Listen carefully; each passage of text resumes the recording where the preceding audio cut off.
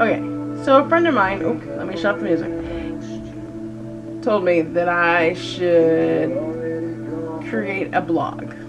So,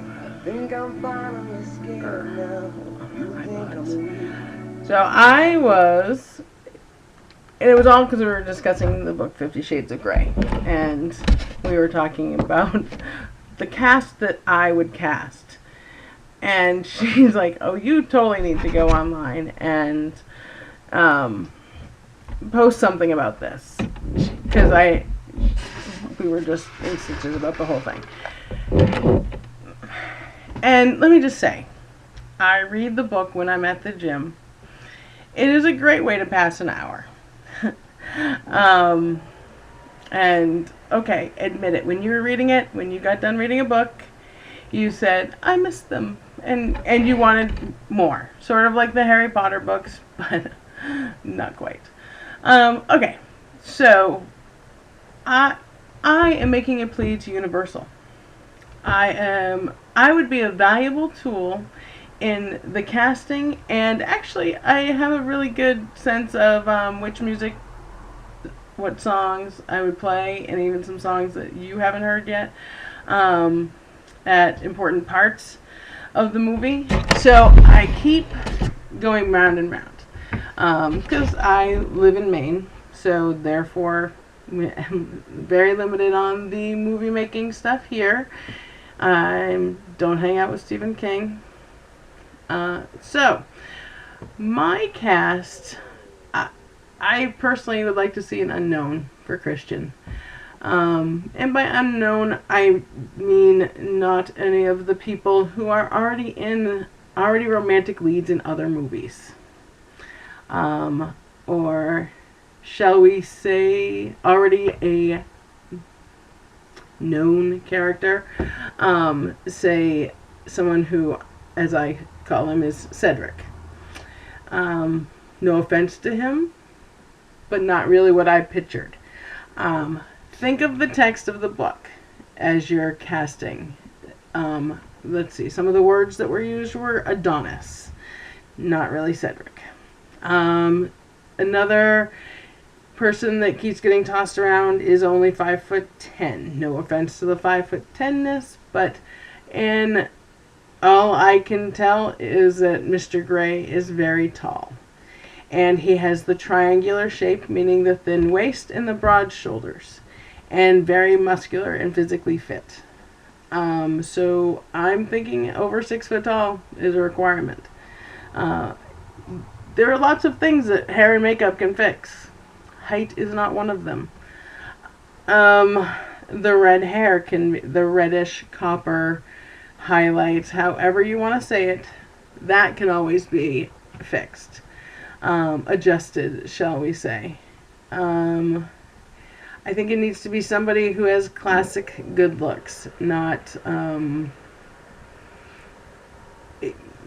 mean, she at one point compares him to the statue of David, has nothing on him. If you've seen the statue David, you go, oh. So you have to kind of go with that. And the other thing is, it has to be an actor who can shift without saying a word. One of the people that I had tossed out there is Corey Monteith, who is Finn from Glee. And everyone said, "Oh my god, he plays a teenager." Okay, he's 30 years old. I looked before I thought he was cutie. I don't know. I mean, we see him on Glee, and as we all tend to do, we tend to think that that is his character, and he is that character. I don't know. I think I would like to see him try. Another one that I had discovered recently is Josh Duhamel. He's a little bit older number-wise, but I think he can pull off looking 28. I think he does pull off looking 28, the lucky guy. Let's see, who else? There was Sam, I believe his name is, who is the lead in a Hallmark Christmas movie. They had Christmas in July. They did me a favor. And I can't pronounce his last name, but I think he would throwing his ring in the hat would be a great idea. I know it's easy to get caught up in the Ian, I don't even know his last name, and altogether yummy. I will give you that. But I think it has to be somebody who can only be identified with as Christian Grey.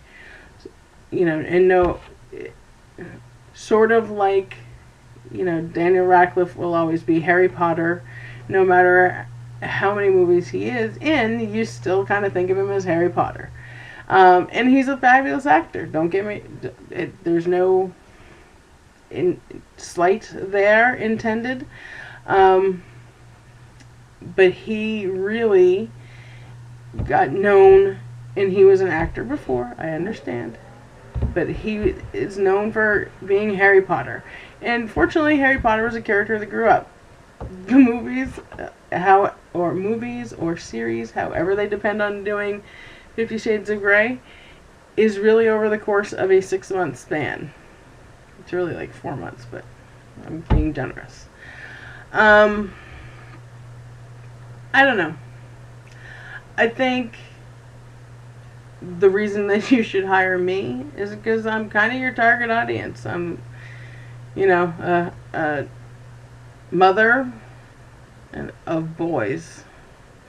I find humor throughout the book. I have a counseling degree, and I find the book quite amusing. And there are things in it that I go, do other people notice that, or is that just me and my, I don't know, read too many counseling books? I think there's a lot of, I know the book gets sort of earmarked as steamy and mommy porn. Oh, please. Good Lord.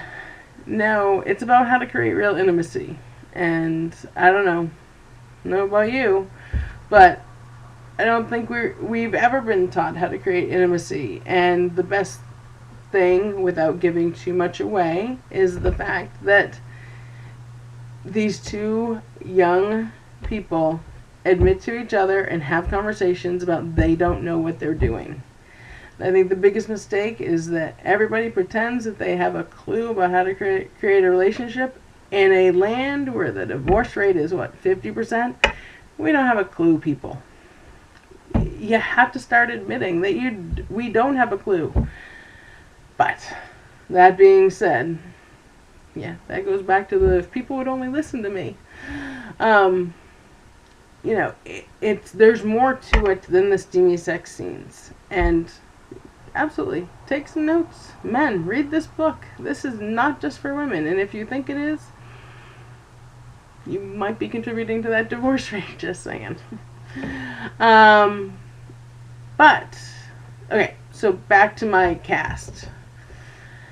So, I gave out 3 names for who I'd like to see as Christian, and Anna's a little trickier in my book. I think I've never really had any real picture of somebody in my brain for her. I've seen Alexis Bledel's name tossed out. She's still Rory to me. Hello. I'd like to see her try. I'd like to see a run through, see if she could do it. Traumatized me when she and Logan broke up. I have seen Emma Watson, who I think, even though we know her as Hermione, I think she could do it. I think she's got the range. The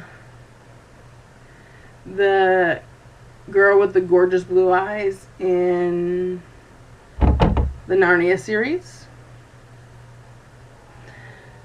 And another one that somebody on my Pinterest, because I have a Pinterest board all about my 50 Shades of Grey cast,